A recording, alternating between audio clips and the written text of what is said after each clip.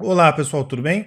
Thiago da Capitalismo falando hoje para fazer mais um Minha Carteira de Investimentos, né, onde eu mostro como eu faço para utilizar as recomendações da Capitalismo para compor os meus investimentos e também os investimentos da minha família, né, já que como algumas pessoas aí que estão me assistindo, né, eu faço uma gestão, entre aspas, dos investimentos da minha família, né.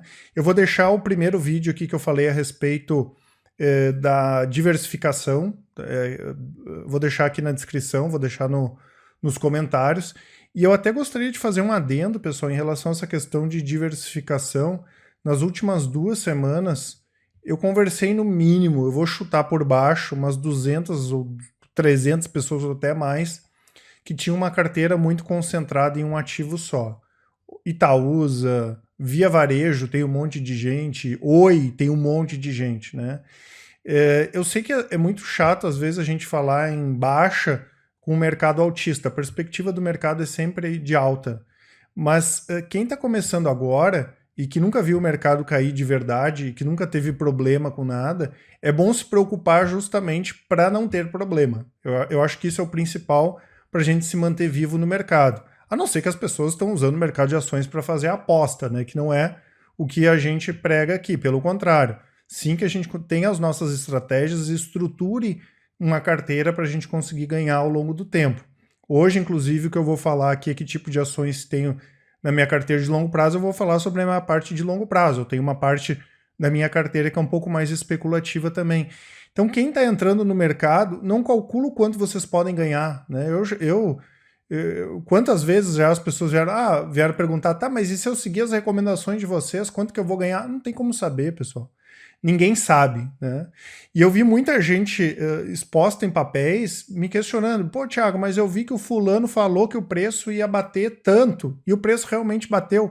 Ninguém sabe, pessoal. É impossível saber o quanto vai bater o preço. Uma coisa é o projetar, que é totalmente diferente. Agora, quando vai bater e quanto a ação vai subir ou vai cair, ninguém sabe, pessoal. Matematicamente é impossível, né, da gente saber isso, né? Quem sabe a pessoa que descubra, posso ganhar até um prêmio Nobel, mas é impossível, não tem como. Então não se preocupem com o quanto vocês podem ganhar, mas sim o quanto vocês podem perder. Essa é a questão principal. E quem não viu, dê uma olhada nesse vídeo aí da diversificação. Diversificação não garante ganho, mas pode garantir que vocês não quebrem a cara de vocês. E antes de eu falar como investidor, eu trabalho há muito tempo no mercado. Se eu conversei com 15, com 30, com 20, com 30 mil investidores, foi pouco. Eu estou há 15 anos aí trabalhando no mercado financeiro, conversando com investidores. E um dos principais motivos que as pessoas perdem dinheiro na bolsa e depois são expulsas do mercado é porque elas concentram demais. E a gente não pode esquecer, pessoal, que a gente está no Brasil.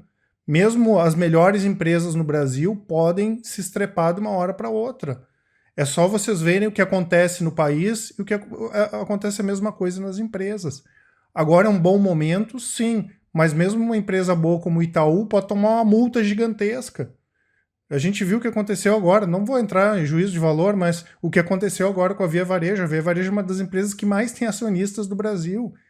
E mais uma vez foi divulgado um fato relevante no meio do pregão. Mais uma vez, já é a segunda vez. Fraude fiscal, fraude no balanço, que foi que um mês e pouco atrás eles falaram que provavelmente não tinha nada. E isso acontece com várias outras empresas. Eu estou pegando só a Via Varejo aqui para Cristo, né? Mas o que aconteceu na Petrobras, o Itaú mesmo agora foi o pessoal tá fazendo uma CPI na Câmara dos Vereadores de São Paulo. Qualquer empresa pode ter problema. Então diversifiquem. Essa é uma das formas da gente se manter vivo no mercado, especialmente aqui no mercado brasileiro. E como eu falei, quem não viu esse vídeo, eu recomendo que dê uma lida, tá? Então, em relação a essa questão de metodologia, que tipo de ativo colocar em carteira, eu achei essas anotações aqui no antigo computador meu, que estava lá na casa da minha mãe, e aí tinha lá escrito metodologia Prux. Era a forma que eu entendia que tipo de ação eu ia escolher para colocar na minha carteira de longo prazo. A primeira questão era a previsibilidade e entendimento do negócio, que é como a empresa ganha dinheiro e como ela fará para continuar ganhando dinheiro. Então, para mim, sempre foi imprescindível eu entender o negócio da empresa. Se vocês têm ações, entendam do negócio da empresa de vocês. porque os negócios mudam, né? As coisas mudam. Eu dou um exemplo aí do mimeógrafo, né? O meu avô ganhou muito dinheiro vendendo mimeógrafo e máquina de escrever. Tem gente que nem sabe o que é mimeógrafo. Teve um determinado momento que o mercado ficou em dúvida entre TVs de plasma e TVs de LCD. A TV de LCD ganhou a batalha e a de plasma deixou de existir. Então as coisas mudam e é importante que a gente entenda também como a empresa que a gente tem ações vai continuar, de que forma ela vai atuar para continuar viva no mercado. A segunda questão, gestão e governança. As empresas são feitas de pessoas. Eu não vou falar só de governança em relação a essa questão de estar no novo mercado, se não está, porque dependendo da empresa isso aí é até secundário. Mas quem são as empresas, quem são as pessoas que estão gerindo as empresas? São pessoas confiáveis? Não são? E também a gente tem oportunidades naquelas empresas que tinham uma governança ruim e que passaram a ter uma governança boa, ou tinham uma gestão ruim e passaram a ter uma gestão boa. Então a gente tem que ver sempre dos dois lados. Eu dou como exemplo sempre a Perdigão, né? A Perdigão, eu fui muito tempo acionista da empresa e eu acompanhava a gestão que tinha a Sadia, que não era boa, e acompanhava a gestão que tinha a Perdigão, que era uma gestão boa. Inclusive, eu fiz meu trabalho de conclusão falando da migração da Perdigão para o novo mercado. E quando foi feita a fusão das duas empresas, a primeira atitude que eu fiz foi vender as minhas ações da Perdigão, porque não tinha como aquele negócio funcionar a partir do momento que eles fizessem uma fusão com a Sadia. Não ia ter ganho nenhum, ia ter perda para a Perdigão, e foi exatamente o que acabou acontecendo depois. Retorno sobre o patrimônio tinha que ser maior que o custo de oportunidade no longo prazo. Então, a empresa tem que trazer retorno. Claro que, às vezes, eu vejo que o pessoal fica muito preocupado em a empresa ter lucro ou não. O meu pai, quando ele comprou a primeira ação dele das lojas Renner, a Renner não dava lucro, né? Então, não tem problema a empresa não dar lucro, mas ela tem que ter uma perspectiva positiva, não só de lucro, mas de fluxo de caixa também. No longo prazo, o preço da ação segue o lucro. Então, quanto mais a empresa crescer e se ela conseguir crescer com qualidade, a tendência é que as pessoas se sintam mais interessadas em comprar a ação daquela empresa e a tendência é ela subir. Até porque quanto mais lucro ela der no longo prazo, mais dividendos ela vai pagar e aí mais ainda as pessoas vão ter interesse em ser sócio daquela empresa. Então, o crescimento da empresa, dos lucros com margens estáveis, né, ou aumentando, a empresa não pode crescer a qualquer custo também, não adianta ela se endividar um monte para crescer e nunca entregar nada para o acionista. E um retorno acima do custo de oportunidade, ou seja, pelo menos a empresa tem que retornar acima da renda fixa, deve garantir que a ação se valorize. Isso aqui eu escrevi há 15 anos atrás. Então, essa era a minha metodologia inicial, que é basicamente aquela do preço segue o lucro. Aqui eu dou um exemplo de um negócio fora da bolsa. Né? Vamos pensar numa padaria. Vamos supor que eu tenho uma padaria e que eu calcule a localização da padaria, né, calcule o quanto ela tem de equipamentos, os funcionários, e digo que ela vale 500 mil reais. E hoje ela dá lucro de 50 mil. Tá? Por ano lá ela lucra 50 mil. Isso aqui é tudo fictício, né, pessoal? 50 mil. Aí a minha padaria começa a crescer, né, começa a vender mais, e eu estou lucrando 200 mil. Será que o meu valor vai continuar sendo 500 mil? Claro que a gente precisa encontrar alguém disposto a pagar preços maiores. Mas não, né? Por quê? Porque agora o meu lucro é bem maior. A partir do momento que o meu lucro é maior, com margens melhores, com retornos melhores, a minha empresa não pode valer a mesma coisa. Se no mercado de ações a empresa está crescendo e o preço da ação não está subindo, cada vez mais aquela ação vai se tornando mais barata. Ah, Thiago, mas tu comprou uma ação, a empresa está crescendo e o preço da ação não, que ruim. Pessoal, isso aí vai acontecer e eu vou mostrar aqui para vocês. Quando a empresa cresce e o preço da ação não sobe, o problema é do mercado. O que eu posso fazer? O mercado está errado nesse caso. Ah, mas o mercado é soberano? Tá, ok, beleza, então o mercado é soberano, mas ele está me dando oportunidade de eu comprar mais ações ainda de um negócio que está barato. Aqui tem alguns exemplos, né? E justamente que daí pega essa questão da gente ter paciência. Muita gente não tem paciência, principalmente nesse momento de alta, tem algumas ações que não estão subindo. E tem gente que até queima aquelas ações lá que talvez deveria estar até comprando mais, simplesmente porque o mercado não quer que aquela ação suba. Aqui é um exemplo de uma empresa. Olha o lucro instável dessa empresa aqui. Agora que ela foi dar um lucro maior nos últimos 12 meses, um monte de prejuízo, né? Só olhando esse número aqui parece que não é um negócio confiável. É a Light. O que aconteceu com a Light no longo prazo? Isso aqui, claro, né, pessoal? Eu tô fazendo uma análise pessoal bem tosca, né? Mas é só para a gente mostrar essa questão da relação do preço com o lucro no longo prazo. Né? E por isso que a gente tem que monitorar bem as empresas também. Porque da mesma forma que a Light basicamente foi um negócio ruim aqui de 2000 para cá, tem negócios que eram bons e começaram a piorar. A gente vê o caso da Cielo. E tem vários negócios, né, pessoal? Ultrapar aconteceu a mesma coisa. A Cielo para falar de empresas que realmente eram muito boas aí alguns anos atrás. E aqui aconteceu isso, né? As ações da Light de 2000 para cá caíram 33%, enquanto o Ibovespa subiu 533%. Aqui é um outro caso, ó. A empresa estava crescendo e as ações estavam paradas. E o pior, as ações ficaram paradas aqui de setembro de 2017 até julho desse ano. E o Ibovespa subindo. O Ibovespa subiu mais de 32% nesse mesmo tempo aqui. Aí o pessoal já começa a bater na empresa. Né? Aqui, nesse caso, a empresa cresceu no lucro, cresceu na receita, fez negócios, mas simplesmente o preço não subiu. Tiago, por que acontece isso? Primeiro, pode ser que seja alguma questão macro, pode ser que estejam precificando alguma coisa ruim na empresa, mas pode ser simplesmente porque o mercado é maluco. Da mesma forma que tem pessoas malucas apertando o botão, essas pessoas malucas podem não querer que o preço da ação suba e ninguém compra. E o negócio pode ficar parado. Isso acontece com todas as empresas, tá? Com todas as ações. E esse aqui, pessoal, é o gráfico da VEG, tá? Esse aqui no gráfico, ó, foi aquele tempo ali que a VEG ficou parada. Quanta gente estava falando mal da VEG só porque o preço da ação não estava subindo. Daí o pessoal aproveita o preço daquelas ações que não estão subindo para falar mal e também para falar bem só porque o preço da ação está subindo. E a gente percebe aqui no gráfico de longo prazo, aqui a VEG de 2006 para cá valorizou quase 2.000%, enquanto o Ibovespa 198%. Várias vezes, pessoal, vários períodos que as ações da VEG caíram ou que as ações da VEG não subiram. Por isso a gente tem que ter paciência com a nossa carteira de longo prazo. Aqui um outro exemplo de uma outra empresa. De 2011 até 2014, as ações ficaram praticamente estáveis, com o negócio crescendo. Essas são as ações da Renner. A Renner de 2006 para cá subiu 2.200% e o Ibovespa 184%. Olha a paulada que deu para cima depois, né? Mas olha quantas vezes a Renner ficou parada, quantas vezes a Renner caiu também.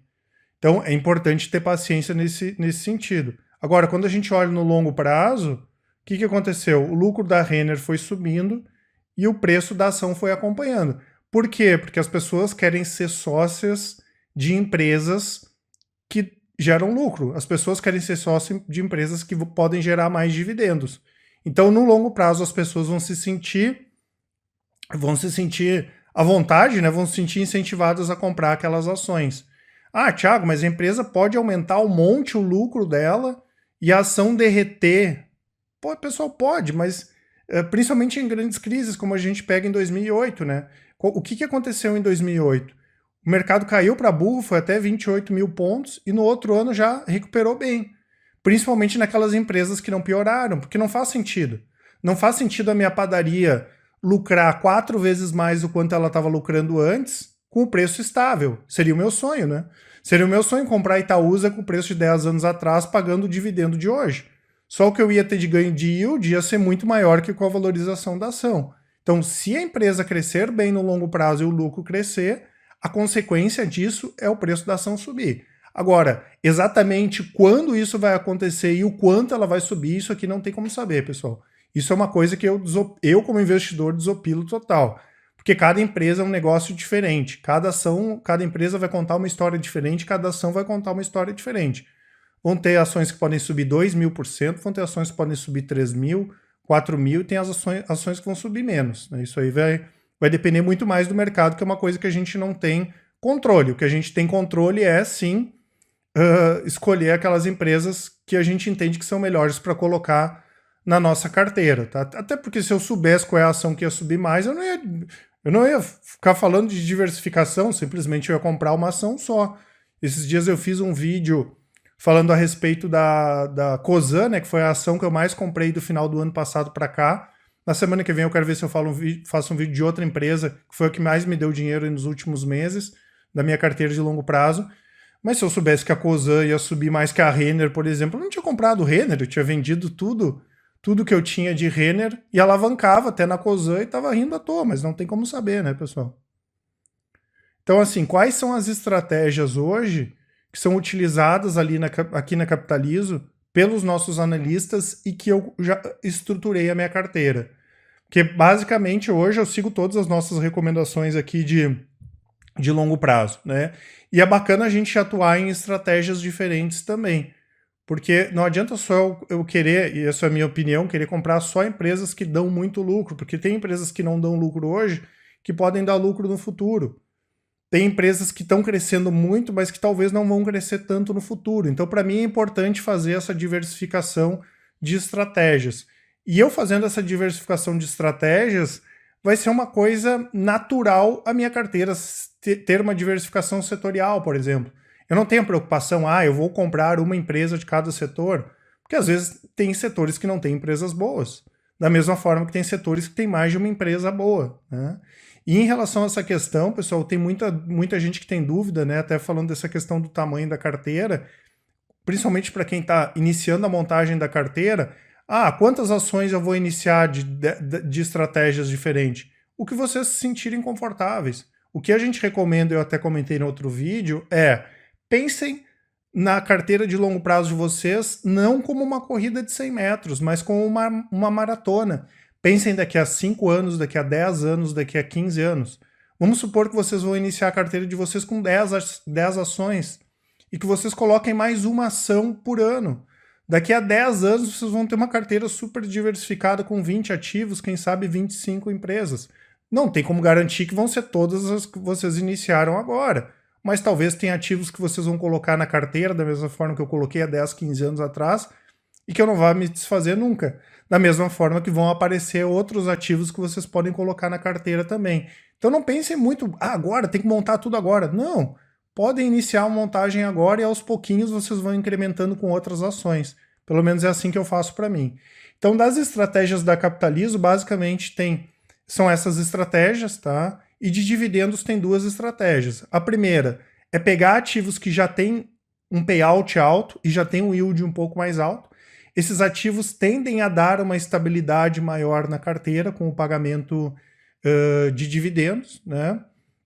E a segunda estratégia de dividendos também é pegar aqueles ativos que podem aumentar o pagamento de dividendos. A Cosan é um exemplo. A Cosan, pela estrutura de negócios que eles têm, como por exemplo a Comgás, que anunciou um super pagamento de dividendos agora, é uma empresa que hoje ela não é uma boa pagadora de dividendos, em termos de payout, em termos de yield, mas ela tem tudo para no longo prazo ser uma boa pagadora de dividendos, justamente porque ela tem negócios que geram muito dinheiro e que no futuro não vão demandar tanto investimento assim, né? Hoje a empresa está numa fase muito mais de crescimento.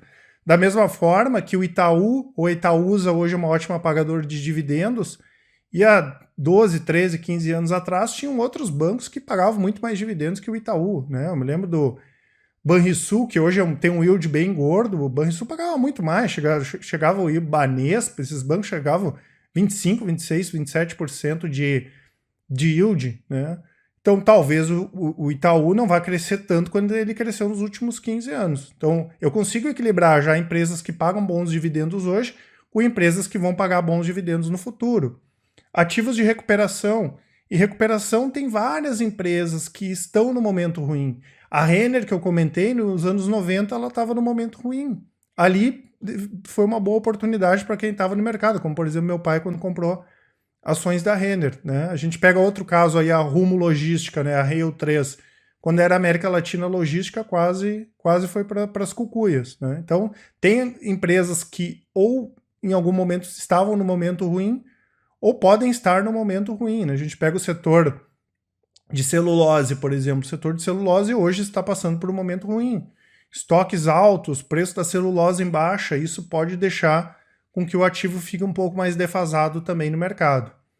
E a terceira estratégia é a estratégia de qualidade e crescimento, que é pegar ativos de empresas que já vêm crescendo bem e que têm expectativa de continuar crescendo. Claro que esses ativos eles estão mais bem precificados, vamos dizer assim, como é o caso da WEG, como é o caso da própria Lojas Renner. Mas esses ativos aqui que trazem uma qualidade diferenciada para a carteira, o que é importante. E aí depois a gente vai ver o tipo de empresa, tá? Ah, a gente vai pegar uma large cap, uma blue chip, vai pegar uma mid ou vai pegar uma small cap, maravilha. E sem falar que tem empresas que podem fazer parte de mais de uma estratégia.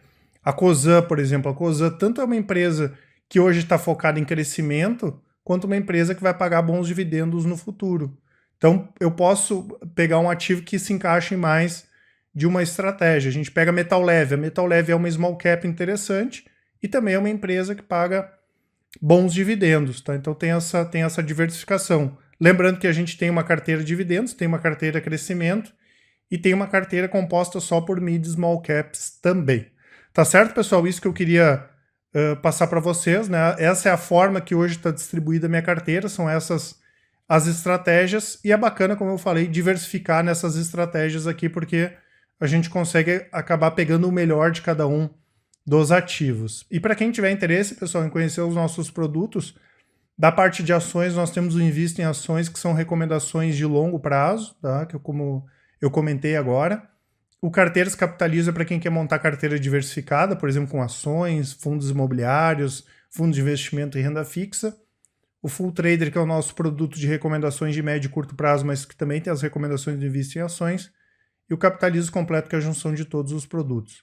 Eu vou deixar também aqui a parte dos relatórios grátis, que tem uma abordagem mais fundamentalista, inclusive tem um relatório aqui da WEG. Vou deixar a nossa lista do WhatsApp, o nosso canal do Telegram e todos os nossos contatos aqui. Quem tiver interesse em bater um papo com a gente, é só entrar em contato. Um abraço a todos e até mais.